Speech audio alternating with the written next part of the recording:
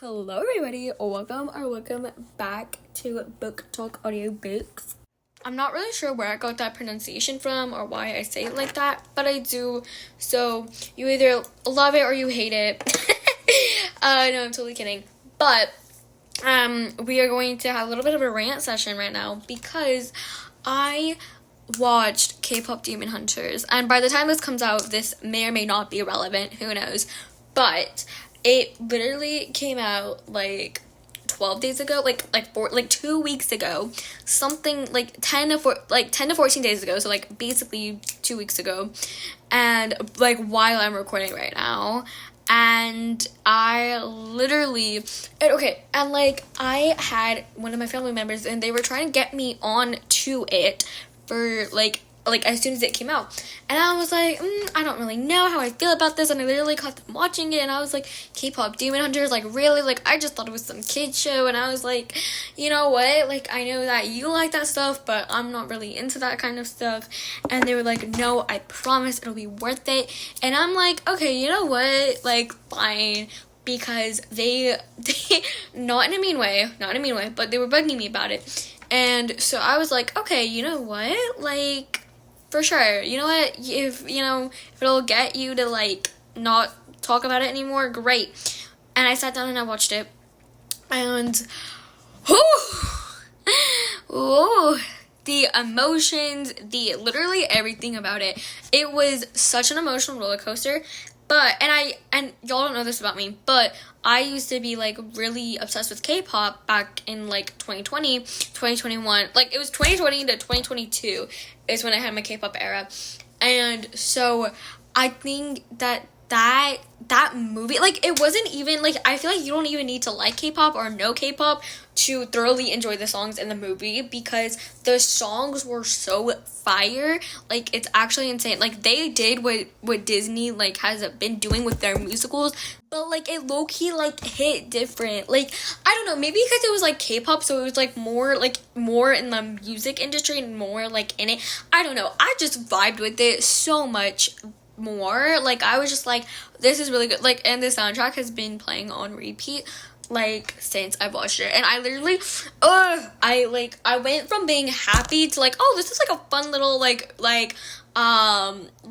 movie about these girls, this K-pop group, like, knowing their worth, knowing who they are, they're slaying, they're eating this up, to, oh my god, what the heck just happened? Why is this happening? What did I, like, who deserved this? Like, what's going on? Like, it really was such a roller coaster of emotions, but I highly recommend for all ages. Truly, it was absolutely amazing in so many different ways. But as you guys know, I'm a ranter. But to make this easier for everybody, I'm just going to go ahead and read today. I don't know how many chapters I'm gonna read, but we're gonna see how far we're gonna get. I'm also recording this at night, so I don't know why I have so much energy, but I do. So we're gonna see what happens. So without further ado, let's get started. Present day, Bailey. This is seriously unhealthy. I know, I said to Aneska, switching my straw and my frappuccino and staring at the Starbucks entrance from our point in the back of the coffee shop. But I just want to see. I wasn't sure why, but I needed to know. Zach, my ex, used to pick me up every Saturday morning because he said he liked sharing coffee with me before the day got started. Every single Saturday, no matter what, he whisked me away for a frappuccino and a conversation. It was kind of our thing. Smiles and caffeine and the early morning light. Just us. So now that he and Kelsey Kritchner were official, I wondered if he did the same for her. Deep down, I knew the answer was no, but I truly did believe it was exclusive to us as a couple. But something inside me just couldn't let it go, which is why Nesca and I camped out at the back table at Starbucks. I get it, Nesca said, but I knew she didn't. She was in the perfect relationship with the perfect guy. How could she possibly understand the compulsion to see if one's ex was deja vuing with his new girlfriend? But it's been a couple months, babe, and you're too good for him. Don't you think you should stop dwelling on what Zach is doing? I'm not dwelling on what he's doing, I explained, even though I knew she was probably right. I'm just curious. I should have gotten a sandwich, Aska sighed and said, I'm starving. Why didn't I get a sandwich? They have a glass full case of food, and all I got was a tall flat white. What was I thinking? I don't know, I said, opening Instagram on my phone. I posted a new edit last night, so naturally I had to check notifications every 5 minutes. I should go get... No, I interrupted, setting down my phone and grabbing her arm in a panic whispered. If he comes in, I don't want him to see us. What? It's not weird that we'd be at Starbucks, she said, rolling her eyes and shaking off my hand. Millions of people go to Starbucks, bae. Ordering a breakfast sandwich is not remotely suspicious. But it is when you're my best friend and this is our Starbucks. This is our Starbucks? She asked, her dark eyebrows scrunching together. God, she had the best eyebrows. Not ours as in yours and mine, but ours as in his and mine. Dude, her eyes narrowed and said, is there anywhere you think of as yours and mine? I kept playing with my straw and thought about it for a minute. With us, it was so much of if there was a place that was ours, but so much more which place was most ours. I know. Definitely the dollar store in Springfield, I said and looked at her. She snorted. That is so ours. Sour Patch Kids and Cokes. Every day that summer, I said, grinning as I remembered our obsession with. Remember how we just binge episodes of Big Time Rush for hours on end? I was just about to say that, I said, laughing. Technically, I know Nesca for only a few years, but we've been inseparable since the first day we met together in Mr. Peak's gym class, aka Toxic Masculinity 101, when she spiked the ball right at Cal Hodge's nose for saying something inappropriate. I still hate Cal Hodge. The simpler times before we had cars. Nesca was chuckling, but then her smile faded away and said, oh, wow. Oh, wow, what? I asked, still amused. What is it? I followed her gaze to the door, and then I saw what it was. Zach and Kelsey were there. Oh, God. They were holding hands, and his head bent down a little so he could hear whatever she was saying.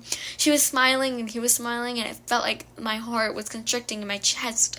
They looked so happy. My stomach hurt as I watched them walk up to the counter. I couldn't believe it. He was really taking her for Saturday morning coffee. It was such a silly little thing, but my throat was tight because I missed him so much. I missed us when we were together. He put his hand on her lower back, and I could feel it on my back because that was his go-to gesture whenever we were together. Let's go, Nesca said, nudging my arm with her elbow. I don't like her face like that. That got my attention. I was away from Zach and said, what? She waved her hand in front of my face and said, you look like a sad puppy when you see him. I think it's my job as your friend to remove you from any situation that makes your face that way. I smiled in spite and my heart shattering.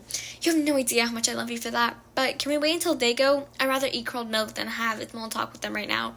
Eat? She tilted her head and said, wouldn't you drink curled milk? You drink it if it was mildly curled, but I was referring to long forgotten, extra chunky chards. You need a knife and a fork to get through it. Of course. We waited until the happy couple left. Thank God it was a to-go order and not anything else. Then we took off, and I was walking to her car, trying to shake off the sad and not to think about them, when my phone buzzed. Mom, was I right? I rolled my eyes and said, maybe. Mom, I'm so sorry. If it makes you feel better, I called Jimmy Bum's Grams player hotline and requested that they pray for your Zach Bowles to loosen.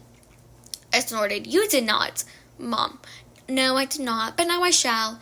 I opened the passenger door and got into Nesca's car. I texted, what are you doing this morning, besides lying about your prayer circles? Mom, that's it. My only plans are to lie about prayer circles. Me, we're going to Target and Cane's before work. Do you need anything? Nesca said it as she started the car. Tell Emily I said hi. I added, Nesca says hello, Emily. Mom, tell her I said hi and that her album she recommended was trash. My mom says the album you recommended sucks. Nesca scowled at me as she pulled out of the parking lot. She has a terrible taste in music. I asked the mom. Nesca says you suck. Mom, Nesca clearly doesn't know that I used to be the president of Bobby Vinton fan club. I buckled my seatbelt. Who is Bobby Vinton? Mom, exactly. Can you grab brownie stuff from the store? Me. About our party tonight after I get home? Mom, I forgot that you start the new job today. Don't be afraid to be yourself out there and talk to other humans. Also, yes, duh, on the batter. You've got mail and e-coil. What's better than that? It would be impossible for me to count how many weekend nights my mother and I spent watching TV together and jamming food into our faces at that faded bench couch. I hated the divorce for what it did to me on my dad's relationship, but from the day my mom and I moved to our tiny Omaha apartment, it had just been her and me for the 42-inch Samsung. The perfect team.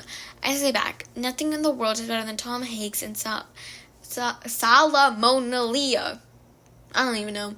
We're going to the bookstore after we get off, so I won't be late. Mom, Tom Hanks, Salamolia's band name, calls it. Apologize for the pronunciation. Back to the story. As employees of Planet Fun, you will be deployed to the intergalactic front line of happiness. Your out-of-this-world service will be integral to us winning the war on earthly boredom. So let's bounce in the day by starting with our pump up, jump up. Come on, Sunshine Troops, keep on jumping till the music stops. Are we sure, Niska yelled at me as she bounced, that we want to work at the place where someone says things like that? Not really, I jumped, springing a little higher with every bounce. The trainer gave me an irritated look from his spot up from the stage. Yeah, he definitely heard us.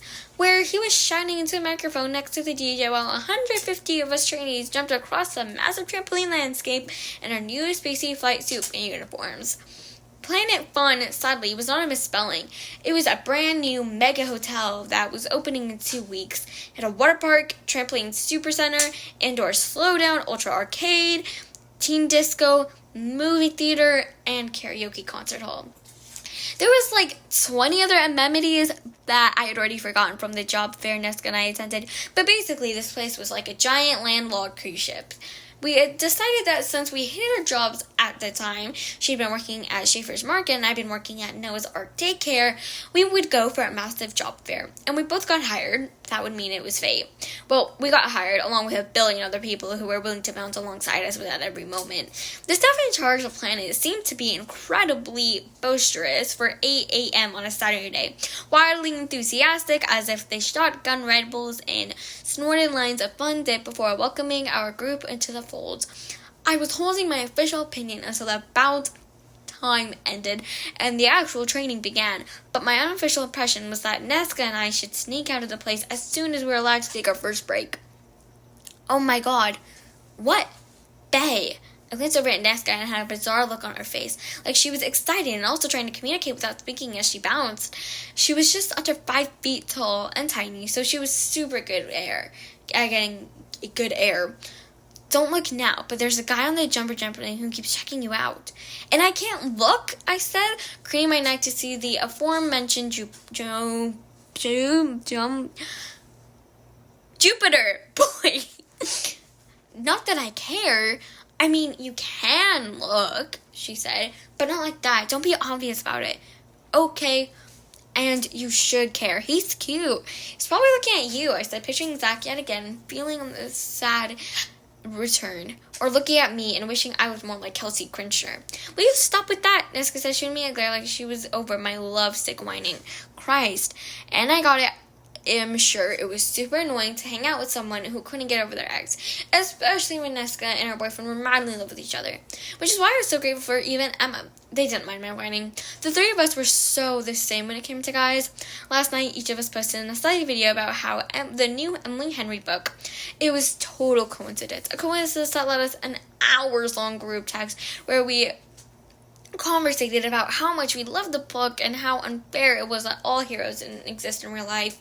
With Eva and Em, it didn't feel like I had to get over my feelings. They were the friends who allowed me to wallow while sending me playlists and F1 memes. They were friends who shared my need to jump wholeheartedly into fictional romances, simply because escaping into the joy of what I didn't have was somehow comforting and hopeful. God, I wish they were in my room right now rereading that Emily Henry book, but I wasn't. I glanced out of the corner of my eye in the direction of the Jupiter, trying to be discreet as I looked for the dude Niska was referring to, but I couldn't stop my gasp when I saw him. It was impossible. Impossible. I squinted and craned my neck, but there was no denying the truth. No! It couldn't be. There was just no way. Mr. Nothing. Chapter 7. Bailey. Oh my god, I couldn't believe it. Mr. Nothing was bouncing at my new job. What were the odds? How is this happening? I tried not to sound casual and like I didn't care as I stared in his direction and whispered, I know that guy. He's hot. Is he? I tilted my head and tried to appraise him as he jumped. He was tall, dark-haired, and broad-shouldered, objectively a handsome human, I suppose. But it was impossible for me to see past Mr. Nothing face. I could still hear his deep voice moaning about questionable meat on the plane. Nazca tilted her head too. Totally hot. How do you know him? I knew what she meant, but it irritated me at the same time that it made total sense. I didn't ever put myself out there and talk to guys, especially not quote-unquote hot guys, and that I didn't know, so the question was valid. Still, it felt not great. The DJ raised the volume on Jump Around, but the trainer appeared to be on the phone in the morning invocation. He was drinking coffee and looking down at the phone. I sat next to him on a 10-hour flight a few years ago. He was absolutely obnoxious. I watched as he jumped with an athletic casualness that didn't actually look uncool. He had these ridiculous opinions. I remember specifically that he said girls and guys could never truly be friends. That's weird, she said, still watching him. Right? He was casually jumping, but I sensed that he was fully aware we were staring at him. I said, it doesn't matter. He's a total who has hated me since I refused to let him cut in the boarding line. Let's glasses? He looked directly at me, and yelled from across the jumbosphere, I thought that was you. No! My heart started racing, and I wanted to disappear. He scrambled off the trampoline, crossed the counter canyon, and bounced towards us. I managed to mumble something polite like, yes, it's me. How are you? Fine. He did a little chin nod, his eyes on me, as if he was trying to see my thoughts. You? I nodded and wondered if the smell of something clean and masculine was coming from him. Fine. Could this be any more awkward? I'm going to test out the universal bounce. Nazca pointed toward the purple section, the adult trampolines with a big bounce up in the bar center. I'll be right back. And she just turned and bounced in the other direction, giving me absolutely no chance to stop her. I clenched my jaw and steeled myself for the impending barrage of the guy's inflammatory rhetoric. I attempted diversion by starting with, so you're working here too, huh? His eyebrows scrunched together like he was disappointed in me for stating the obvious as he said, yep. Now he gave me one-word answers. I would have killed for that on the flight from Alaska. I tried again as I realized I had no idea what his name was. I'm Bailey, by the way. Can that be right? He seemed beyond strange that we hadn't exchanged names before, but I couldn't come up with a single solitary guess of what his was. Mr. Nothing just fit him. But maybe that's because I always referred to him. Well, in my head, I never actually referred to him out loud at all. Charlie. Somehow it suited him. I tried again for the small talk because I couldn't handle the awkwardness. So how's your girlfriend? Are you still with prom girl? I saw his Adam apple bob around in a big swallow as his gaze shifted from past my shoulder to something behind us, and for a second I thought he was going to respond, but he said, no, we broke up. Oh, I'm sorry. I slowed my bounce and looked at his face, and for some reason it mattered that the sadness was still there. I could feel the ache in his eyes. His melancholy was familiar, a friend we had in common. I am really, really sorry, Charlie. His eyes came back to me, and he shrugged and slowed as well. What are you gonna do, right? It's in sometime. What about you? Are you still with Mr. Skin Tight Shirt?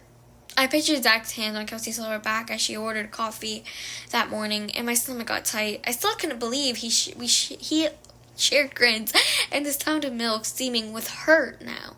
I was fine with him moving on, but why did our moments have to move on with him? I sighed before sliding into who cares grin and saying, nope, we broke up too. Must be something going around, huh? He said, and I could tell by the rigid set of his jaw that he was over this mindless small talk and that pressed on his wound. I guess, I murmured, unsure what else to say.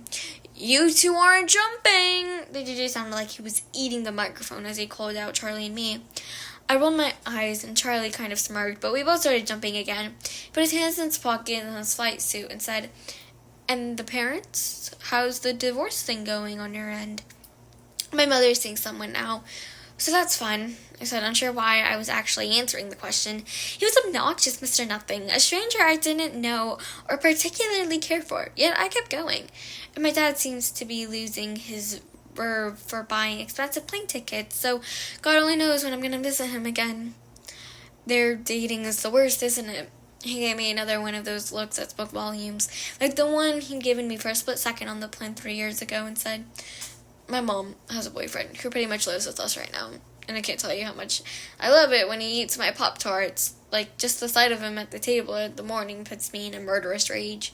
I laughed at that, a genuine feels good to the core laugh, because I felt seen. Someone even just Charlie from the plane knew exactly how I felt.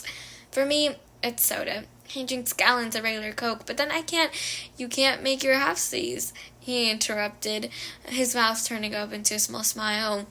A startled laugh escaped me. I was shocked that he would immediately remember the soda and get it. Bingo. Also, wow, was that a genuine smile?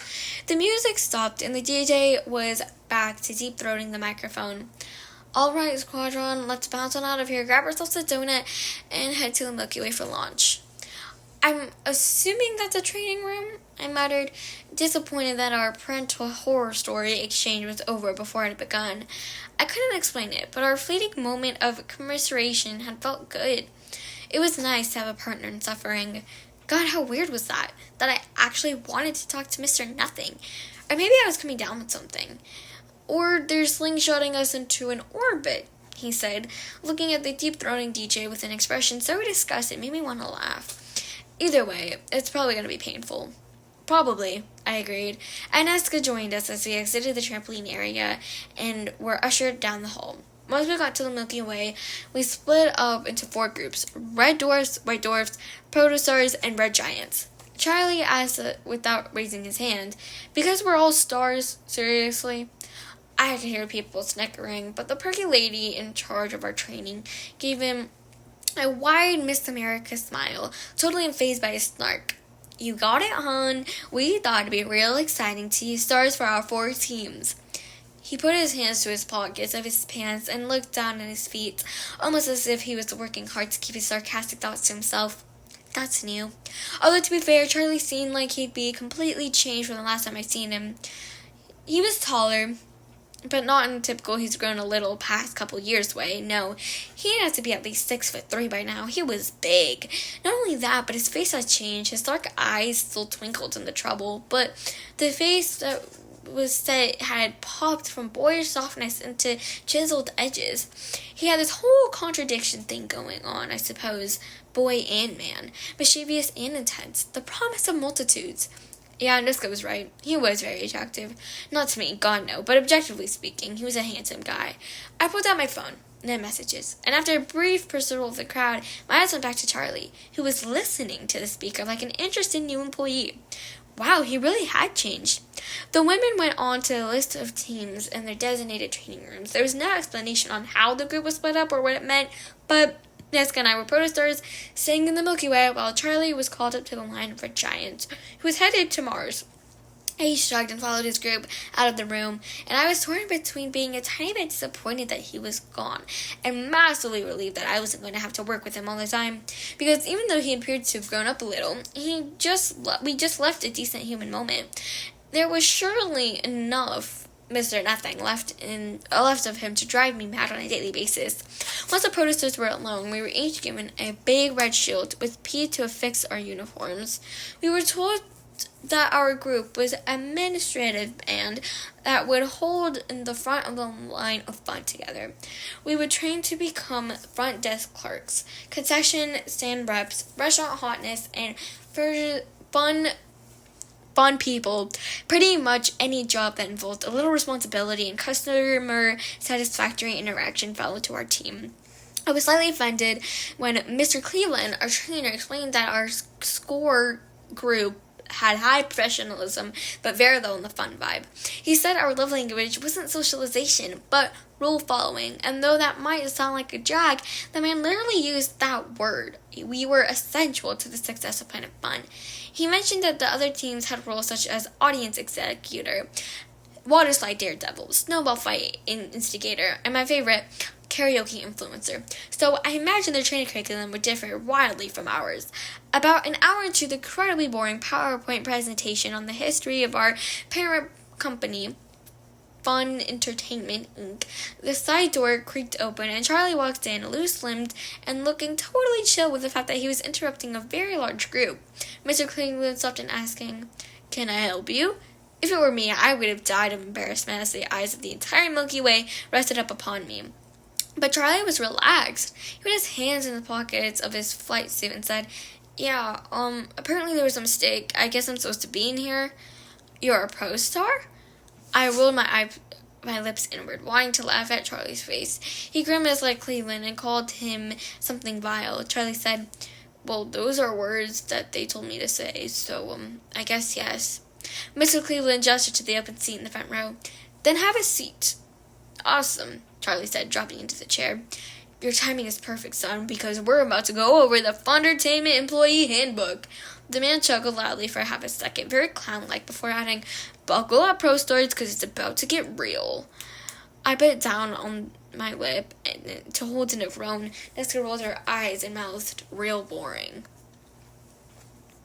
Mr. Cleveland started reading word for word through a handbook. I pulled out a pencil and took notes because apparently what else was there to do? While he went over the dress code, uniforms only, the payroll system, employee benefits, before we finally broke for lunch. I'd never been happier to stand. Everyone had a voucher to get a free meal in the food court, so Nesca and I and the rest of the monster-sized training groups started down a long and endless hallway that led to the Galaxy Funstrance. I lowered my voice and said to Nesca, "Maybe we should teach now before lunch." "What?" I glanced over my shoulder, and it wouldn't feel right to take the free lunch if we're quitting. Nesca looked at me like I just confessed squirrel obsession. "Quitting? What are you talking about? This place is totally bonkers." Which is why I said what I said. What is more hilarious than this place, bae? I could work at a grocery store where customers yell at me because their coupon won't work, or I could be a pro star whose quarterly reviews involves learning a line dance. That, my friend, is gold and should be treated as such. It was such a Nesca thing to say. Sometimes best friends were like twins separated at birth, but Nesca and I, not so much. She was outgoing, hilarious, and always down for a good time. She sewed her own amazing clothes, she took ballroom dancing classes for fun, and she punched someone in the mouth once. She was like heroine in a zombie movie who'd be wielding a stick and yelling, "Come and get me, you zombie." Zombies. I was, well, not that. I was perpetually trying to keep up with her.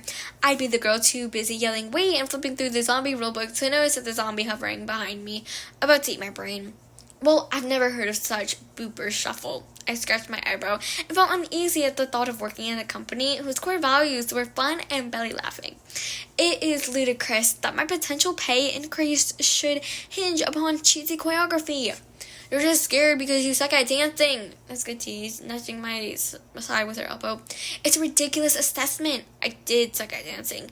Nesca and I, well, we were too repressed to enjoy it, but that didn't change how absurd the assessment was. Nesca? She and I both turned around to a short, but built guy with curly blonde hair ran up beside her. I expected her to make a comment because he was wearing a pinky ring and fake legs, but instead she squealed, "Oh my god, Theo!" And she rarely squealed. Her face lit up as she smiled at the stranger, like she was genuinely happy to see him. The dude wearing a spacesuit that matched ours except for the purple R patch smiled and said, "Nesca, let me guess, you're a pro star." "We both are." She gestured to me, but neither of them actually looked at me as they started walking again and I followed. "What made you assume that?" "Our trainers said pro stars are pretty much buzzkills, know-it-alls," he teased, and that is the actual description of Nesca Tvit. I opened my mouth to argue, because he had described the opposite of Nesca, but he added with a laugh, "Just kidding. They obviously have you on the wrong team." "Right?" She reached up and gathered her hair in her hands like she was making a ponytail. "It's the wrong team, but I'm glad I got to be with Bailey." She gestured to me with her hand, and once again, neither of them looked at my way. She said, "I can't believe you're here. When did you guys move back to Oma?" "Last summer. I went to the Kennedy prep." "Ah, Kennedy prep. So the Rolex might actually be real." "How come I've never seen you at Mass?" Nesca looked over her hair, looked at me, and explained, "We used to be CCC buddies." I wasn't Catholic, but a surprising number of my friends in Fairbanks had spent their elementary going to these weekly classes at the church too. I didn't even know what CCD stood for, but we never really been in a church family either. We go to St. Patrick's now. He looked a little embarrassed and added, it's closer to our house. Oh, uptown, she teased. They shared a smile, and I wondered what their history was. CCD was away before I moved to Omaha, so I didn't know Nesca back then. But their vibe today felt a little flirty, which was weird because Nesca was wildly in love with her boyfriend Aaron. I was probably reading it wrong. I tuned out their catching up chatter, and as I saw food approaching, I was starving, but also mildly nervous about what kind of culinary offerings this place was going to have. Would an establishment whose core values were fun and belly laughing really care if their snacks were FDA approved? I heard there's a hidden pub just beyond the galaxy for Bunschrott's that has better food than all the other places put together. I turned to my right, and there was Charlie. Where did he come from? I looked up at his face. Damn, so tall. And was still torn between dreading the sight of him and finding a strange comfort in his presence. It was still a little unnerving, wondering when Mr. Nothing was going to show up and cancel out this Charlie. So I just said, really? He leaned in a little closer, his lips turning into a slow smirk. It's designated as a kids' free zone, so they put into a separate corridor. The DJ told the Red Giants about it in the confidence, but since now I'm part of the House of Pronto, betrayal of the Red Giants is my duty. That's good, did you hear that? I nudged with my elbow and turned left. Bar food up ahead. Charlie muttered, you left out the part about my dutiful bravery. I know, I replied, not looking back at him. I heard him mutter, ouch, and it kind of made me want to laugh. Nesca glanced at me and then looked back at Theo. Bar food up ahead. Theo shook his head. Constellation Pizza has gallons of the shape of Saturn. Rumor has it that the rings were made out of breadsticks. You cannot miss out on that, Nesca. She looked at me and then looked at Charlie. You guys, come on. Planetary Pizza? We have to do that. Charlie shoved his hand into his pocket of his flight suit and turned to face us. He was walking backward. I'm sticking with bar food. Saturn Pizza is too nauseating cute for me. Feel free to join me, Bailey, if you'd rather have fries and an amazing conversation than pizza. Did he just invite me to join him for lunch? And if yes, why? Why would he do that? I believe the first is possible, I said breezingly, even though my mind was turning, clueless of how to make sense of this version of Mr. Nothing. But not so much the second. I really wanted bar food, but I wasn't sure I wanted the company that came with it. Oh, come on. We can finish whining to each other about how nightmarish home lives. Charlie turned back around, slowed his pace, so he was walking right beside me. He lowered his voice, so he was just talking to me and said, "Vent together now so we don't kill later." He didn't look like he was messing with me. His eyes were on mine, but he looked like he was just waiting for my answer. Nothing more, nothing less. Was it possible he'd grown up? I knew I'd probably regret it, but I looked at Nesca and Theo, dipped into the conversation about the people I never met. I sighed and said, "Fries it is." Chapter 8. Charlie. I hadn't expected her to say yes. Yes, I'd been trying to convince her, but now that she was leaving her friends and walking with me toward the pub, I wondered if it had been a mistake. She was all about doing things the right way, ordering food with stuff on the side and overthinking, whereas I just wanted to take a load off and eat a burger. I didn't want her to make lunch feel like work, and I didn't want her to get the wrong idea either. "So," she said, glancing at me as we walked towards the pub entrance, "what made you want to get a job here?" The truth was that I'd applied at this idiot zone solely to make my mother's boyfriend mad. He'd convinced her that I needed to get a responsible job, so I didn't waste time scrolling apps and gaming. The guy was such a douchebag all day, so I got a job at the city's largest fun area just to give him a wicked case of eye rolls, and man, did it work. It was this or Chuck E. Cheese, and that mouse gives me creeps. I didn't bother with a legit explanation because I know she didn't care. Bailey was, for all intents and purposes, a stranger, yet I knew enough about her to know she had no use for me whatsoever. "Same question, but your turn." She gave me a tiny smile, one of those polite little numbers that didn't quite reach her eyes. That's gonna apply out of boredom, but now I'm strongly considering quitting. Because you suck at bouncing? I said, trying to make the smile reach her eyes. Because it's stupid, she said, looking at me wide, like she wanted me to commiserate. Right? I mean, there's a person whose title is Audience Exciter. I don't think I can work at a place where adult humans approve that job title. That made me smile, even as she blinked fast in her uptight way. I can see that about you. We walked up to the order counter. Bailey asked, "Does that mean you like it so far?" God, no. I looked at the menu board and my stomach growled. It's a complete and utter mess. My car needs gas, though, so I will, unfortunately, be sporting a flight suit whether I like it or not. That's the only thing I don't mind, she said, sounding mildly amused. I kind of like the cut of these jumpsuits. But I looked at her pink cheeks. I was a little taken aback how pretty she was. I mean, I had eyes. I known she was attractive the times we met, but there was something about the freckles on her nose and the way she blinked like she was continuously processing things I found interesting. What are you gonna order? She tucked her dark hair behind her ears and said, I think I'm just gonna get fries. I tried to clear my throat. Yeah, I'm getting a few burgers and a couple fries. Maybe some onion rings and a hot dog. Step aside, glasses. Let me show you how it's done.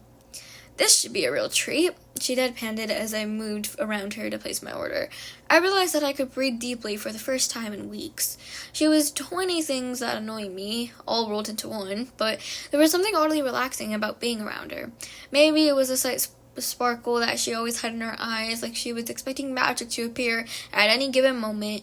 That wide-eyed hopelessness kind of made me feel hopeful, which was dangerous but mildly intoxicating.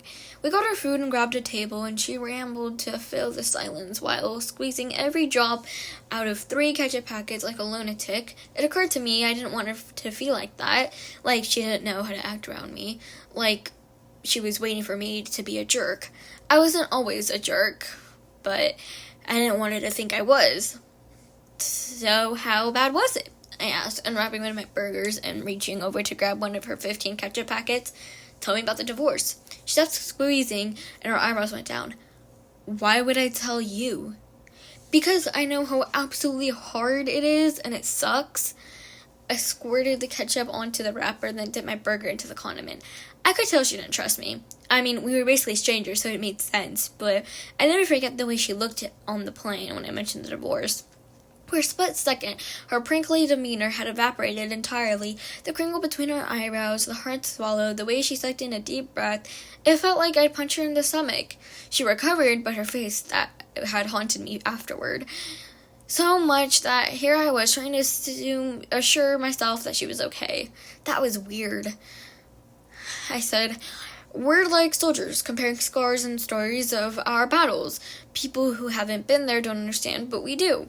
She made a noise like she didn't necessarily agree, but her eyebrows returned to normal. She said, that's actually a terrible analogy. Agreed, I said, taking a bite, but misery loves company, and I'm miserable, and so I said, tell me everything. Alrighty, I hope you guys enjoyed. Oh, wait, oh my god, I think the mic, okay, there we go.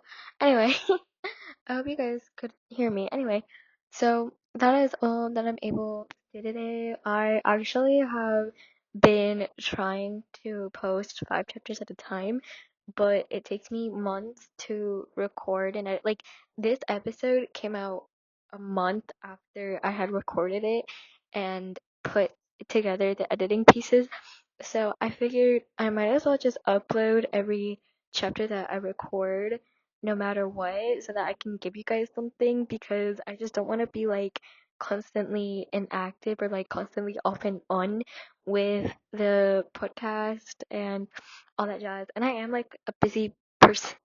I'm a little bit of a busy person, so I am trying my best, so please bear with me. Anyway, I hope you guys have an amazing week, an amazing month, an amazing year, and I will see you guys all next time. Adios!